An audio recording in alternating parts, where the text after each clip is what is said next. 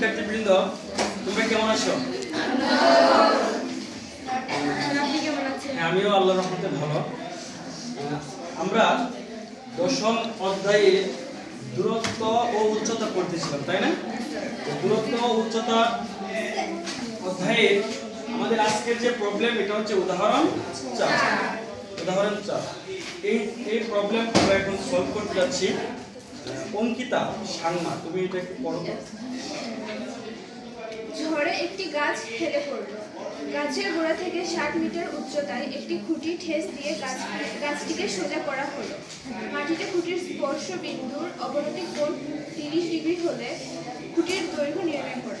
Very good, sit down please.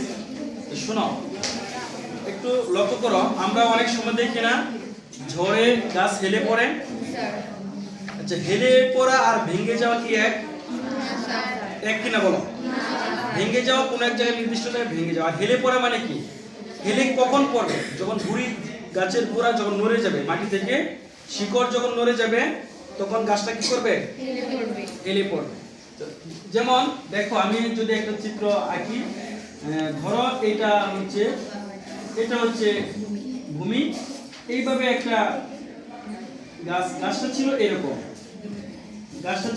ঠিক আছে? তখন গাছটা ঝড়ে এরকম ভাবে হেলে পড়লো, ঠিক আছে? এখন শোনো, অনেক সময় তোমরা কি এমন দেখেছো যে আমাদের সাধারণত গ্রামের বাড়িতে এরকম ঘটে যে কলা গাছ কি তোমরা দেখেছো? যে কলা গাছ কলা ঝুলে আছে, কলার ছড়ি ঝুলে আছে, এবং অনেক সময় আমাদের যে গ্রামের মুরব্বীরা, হ্যাঁ, আমাদের বাড়ির তারা কি করে? ঠেস দিয়ে রাখে। দেখছো কি? দেখছো কি দিয়ে ঠেস দেয়? বাঁশ দিয়া বা একটা যে কোনো একটা খুঁটি দিয়ে ঠেস দিয়ে এটা খাড়া করে রাখে। দেখছো কি এটা? এটা কেন করে? যাতে গাছটা হেলে না পড়ে, সোজা করে রাখে। ঠিক এই কিরকম ঝড়ে একটা গাছ গোড়া থেকে ধরো হেলে পড়লো, ঠিক আছে? এখন এই গাছটাকে একটা খুঁটির সাহায্যে, কিসের সাহায্যে? একটা খুঁটির সাহায্যে ঠেস দেওয়া হয়। যদি খুঁটির সাহায্যে ঠেস দেওয়া হয়, অনেক সময় এভাবে ধাক্কা দিয়ে কিন্তু এটা সোজা করে। দেখছো কি? হ্যাঁ, নিচে থেকে একদম ধাক্কা দিয়ে সোজা করার পরে নিচে একটা মানে পিন দেয়া দেয়। দেখছো তোমরা এটা এরকম? তাহলে ধরো এটা এই গাছটা এইভাবে হেলে পড়লো, তারপরে এটাকে ঠেস দেওয়া হলো। যদি গাছটাকে ঠেস দেওয়া হয় তখন কি হবে বলো তো? ঠেস দিলে এটা এরকম আবার সোজা হয়ে যাবে না? সোজা হয়ে যাবে, অর্থাৎ এই বাঁকা অংশটা আর থাকবে না, ঠিক আগের অবস্থানে গাছ চলে যাবে। এবং এই গাছটা যেহেতু খারাপ অবস্থানে আছে, এখানে কত ডিগ্রি? ভেরি গুড, এখানে হচ্ছে 90 ডিগ্রি বাই 1 সমান। এখন আরেকটা কথা তারা বলছে যে এই গাছের যে যতটুকু উচ্চতায় ঠেস দেওয়া হইলো, এই ভূমি থেকে, গাছের গোড়া থেকে ভূমি থেকে এটা কত মিটার উচ্চতায়? এটা লেখা আছে কত মিটার উচ্চতায়? 7 মিটার উচ্চতায় ঠেস দেওয়া হলো, সোজা করা হলো। এবং এই ঠেস দেওয়া অংশ, লক্ষ্য করো, ঠেস দেওয়া অংশ ভূমির সাথে 30 ডিগ্রি অবনতি কোণ উৎপন্ন করে। আমরা আগে পড়েছিলাম উন্নতি কোণ, আর এখন কি লেখা আছে? অবনতি। এবার দেখো অবনতি কোণ কি? এটা হবে? কথা বলো, এটা কি অবনতি হবে? তোমাদের কি মনে হবে এটা? না, এটা আমরা যদি উপরের দিকে, ভূমির সমান্তরাল থেকে উপরের দিকে যে কোণটা হয়, এটা কি কোণ? উন্নতি কোণ। তাহলে এটা উন্নতি কোণ, এটা অবনতি কোণ নয়। অবনতি কি হবে? দেখো, এই যে ঠেস দেওয়া অংশ, আমরা এখানে ভূমির সমান্তরাল একটা রেখা বিবেচনা করব। এইভাবে একটা রেখা বিবেচনা করব, এই যে, ঠিক আছে? এইখানে 30 ডিগ্রি কোণ উৎপন্ন করেছে, এটা অবনতি কোণ। বুঝতে পারছো এটা? বলো, এটা কি কোণ? অর্থাৎ ভূমির সমান্তরাল আরেকটা রেখা বিবেচনা করব। এইখানে এই বরাবর যে মানে ঠেস দেওয়া অংশ থেকে এই কোণটা হচ্ছে অবনতি কোণ। তাহলে গাছ কোনটা ছিল আমাদের? এই টোটালটা গাছ ছিল না? এখন ধরে নিলাম যে যেখানে ঠেস দেওয়া আছে, ঠেস দেওয়া অংশ হচ্ছে এ বিন্দুতে ঠেস দেওয়া আছে, গাছের গোড়া হচ্ছে বি, ঠিক আছে? এবং গাছ থেকে একটি নির্দিষ্ট গোড়া থেকে নির্দিষ্ট দূরে এখানে এই বিন্দুতে এখানে খুঁটিটি ঠেস দেওয়া আছে গাছের সাথে। এইটা হচ্ছে গাছের, এটা হচ্ছে খুঁটির দৈর্ঘ্য। কিসের দৈর্ঘ্য এটা? কথা বলো, এটা কিসের দৈর্ঘ্য? খুঁটির দৈর্ঘ্য। আমাদের এটা খুঁটি, হ্যাঁ এটা খুঁটি। আর এখন যদি আমরা নাম দেই এ বি সি, ধরো এখানে একটা নাম দিলাম ডি, ঠিক আছে? তাহলে আমাদের কি বের করতে হবে? খুঁটির দৈর্ঘ্য বের করতে হবে না? কিসের দৈর্ঘ্য বের করতে হবে? খুঁটির দৈর্ঘ্য। তাহলে আমরা লিখব, মনে করি খুঁটির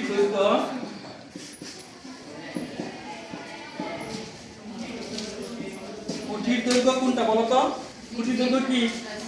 হ্যাঁ, এসি ইকুয়াল টু কি? ধরে নিলাম x মিটার। গুড, এটা x মিটার। খুঁটির দৈর্ঘ্য কত ধরে নিলাম? x metre. আচ্ছা আচ্ছা, আর যেখানে ঠেস দেওয়া আছে, গাছের ঠেস দেওয়া অংশের দৈর্ঘ্য, গাছের ঠেস দেওয়া অংশের দৈর্ঘ্য, এটা গাছের মানে এটা মূলত গোড়া থেকে, কোত্থেকে এটা?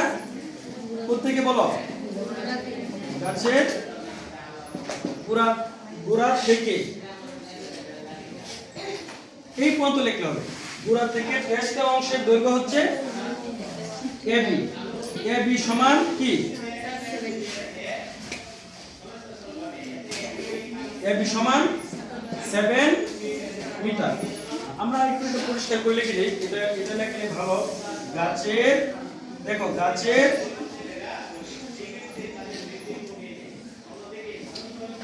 এবার ক্লিয়ার হয়েছে না? গাছের গোড়া থেকে ঠেস দেওয়া অংশের দৈর্ঘ্য হচ্ছে এবি সমান 7 সেন্টিমিটার। এবার একটা জিনিস লক্ষ্য করো, তোমরা এদিকে একটু তাকাও, বোর্ডের দিকে একটু মনোযোগ দাও। এখানে 30 ডিগ্রি, বুঝছো? এখানে 30 ডিগ্রি, তাহলে এই কোণটা কত ডিগ্রি হতে পারে বলতে পারো? কিভাবে এটা 30 ডিগ্রি? কি কোণ? থ্যাংক ইউ, এটা হচ্ছে একান্তর কোণ। এই কোণটা হবে 30 ডিগ্রি। কিভাবে হবে? দেখো, দুইটি রেখা যদি পরস্পর সমান্তরাল হয়, দুইটি রেখা যদি পরস্পর সমান্তরাল মানে হচ্ছে সমান্তরাল আর সমান কিন্তু এক না। সমান হচ্ছে দৈর্ঘ্যের দিক দিয়ে, এই যে এই দিকে ধরো এটা 5 মিটার, এটা 7 মিটার, তাহলে সমান নয়। আর সমান্তরাল হচ্ছে তাদের দুইটা রেখার মধ্যবর্তী ব্যবধান, মধ্যবর্তী দূরত্ব যদি সবসময় সমান থাকে, যেমন এদিকে আছে 3 মিটার, এদিকেও 3 মিটার, এখানেও 3 মিটার, এখানেও 3 মিটার, মানে দুইটা রেখার মধ্যবর্তী যদি সবসময় সমান থাকে, মাঝখানের জায়গার দূরত্বটা, তখন তাকে বলা হয় সমান্তরাল।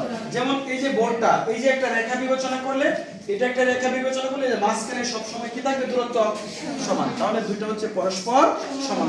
এরকম আমরা अवेलेबल পাই। ওই যে জানালার যে গ্রিলগুলা, দুইটা রড, ঠিক আছে না? ওই যে দরজার যে তোমার যে তক্তাগুলো দেখো, এগুলো হচ্ছে সমান্তরাল। এখন দুইটি রেখা পরস্পর সমান্তরাল হলে অপর একটি রেখা যখন তাদেরকে ছেদ করে, তাহলে দেখো ছেদবিন্দুর বিপরীত পাশে ওই যে এই পাশে যে দুইটি কোণ উৎপন্ন হয়, তাদেরকে বলা হয় একান্তর কোণ। কি কোণ বলা হয়? একান্তর কোণ। আর দুইটি রেখা যদি পরস্পর সমান্তরাল হয়, তাহলে একান্তর কোণগুলো পরস্পর সমান। ধরো এটা 45 ডিগ্রি হইলে এটা কত ডিগ্রি হবে? এটাও 45 ডিগ্রি। এটা কখন? যখন দুইটা রেখা পরস্পর কি হবে? সমান্তরাল হবে। সমান না সমান্তরাল? সমান্তরাল, প্যারালাল। ইংরেজিতে কি বলা হয়? প্যারালাল। আবার যদি দুইটা রেখা এরকম হয়, দেখো এরকম, তাহলে এটা কি সমান্তরাল হইছে? সমান্তরাল হইছে? সমান্তরাল হয় না। এই সমান্তরাল রেখা কাকে বলে? যে দুইটি রেখা যদি পরস্পরকে কখনোই ছেদ না করে, তখন তাদেরকে বলা হয় সমান্তরাল। চলার পথে যদি ছেদ না করে। আর এটা কি করবে? এই দেখো, এই রেখাটা যদি এদিকে বর্ধিত করি, এদিকে বর্ধিত কোন না কোন এক জায়গায় এসে কি করবে? ছেদ করবে, তাহলে এটা সমান্তরাল নয়, তখন একে বলা হয় অসমান্তরাল। কি বলা হয়? আবার অসমান্তরাল রেখাকে যদি ছেদ করা হয়, তাহলে দেখো এই কোণ আর এই কোণ কি সমান? তোমাদের কি মনে হয়? সমান নয়। এটাও একান্তর কোণ, কিন্তু এটা সমান নয়। তাহলে সমান কখন হবে? সমান্তরাল রেখার ক্ষেত্রে একান্তর কোণগুলো পরস্পর সমান। আরেকটা জিনিস তোমাদের ধারণা দিয়ে দেই, এই কোণ দেখো, এই কোণটা আর এই কোণটা, একে বলা হয় অনুরূপ কোণ। অনুরূপ কোণ পরস্পর সমান। একান্তর কোণগুলো পরস্পর সমান, আবার এইটা আর এটা বিপরীত কোণ, এই যে এই কোণটা আর এই কোণটা এই পাশে দুই পাশে, এটাকে কি বলা হয়? হ্যাঁ, বিপরীত কোণগুলো পরস্পর সমান, অনুরূপ কোণগুলো পরস্পর সমান। অনুরূপ হচ্ছে একই পাশে যে দুইটা কোণ উৎপন্ন করে, একই সাইডে একই পাশে অনুরূপ কোণ। আর একান্তর কোণ হচ্ছে বিপরীত পাশে যে দুইটা কোণ উৎপন্ন করে। দেখো দুইটা ভিন্ন বিন্দুর বিপরীত পাশে একান্তর কোণ। তাহলে দুইটি রেখা যদি পরস্পর সমান্তরাল হয়, একান্তর কোণগুলো পরস্পর সমান, অনুরূপ কোণগুলো পরস্পর সমান, আবার বিপরীত কোণগুলো পরস্পর সমান। মনে থাকবে? এবার তোমরা কি এই বিষয়টা পরিষ্কার হয়েছো যে এখানে 30 ডিগ্রি হলে এখানেও কত হবে? কেন 30 ডিগ্রি হবে? এখানে বিসি আর ডিএ হচ্ছে পরস্পর কি সমান্তরাল, পরস্পর সমান্তরাল।